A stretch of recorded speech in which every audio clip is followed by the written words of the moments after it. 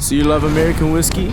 Perfect. Because today you're going to be joining me on a journey through Kentucky where we go through their best, also known as the Bourbons of Distinction. We begin our journey in Loretta, Kentucky with Maker's 46, the first innovation coming from the Maker's Mark distillery. They add this extra dimension by inserting seared French oak staves into the barrel with the stave profile number 46. That's the name. The palate is creamy and very soft and opens up into a spiciness which concentrates on the tip of the tongue. It has a natural progression on the palate with sweet spices, and this may be one of the few times you'll notice a concentration of sweetness like this from a bourbon. The only way to take this dram is 2 tots on the rocks in a tumbler, or neat. Next up we have Maker's Mark. They maintain they distill their bourbon to the lowest proof of any US whiskey distillery. This proffers a bourbon that retains a rich flavor.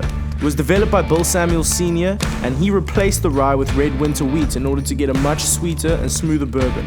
The tasting note is fruity and rich. There are lovely notes of spiced honey and mixed peels, a little malmsey, hazelnut, and a touch of cut fruit. The finish is quite sweet with butterscotch and dry oak spice. This makes the most incredible old-fashioned. Moving on down to Knob Creek, this Kentucky straight bourbon whiskey is an utter classic small batch, and it was named after the creek that flows right next to where Abraham Lincoln grew up. The tasting note is quite spicy and sweet with malted salty butter on granary toast, toasted oak, and a touch of rye with caramel sweetness. The palate is peppy and full, notes of candy floss and nut oil with a touch of spice and dark chocolate.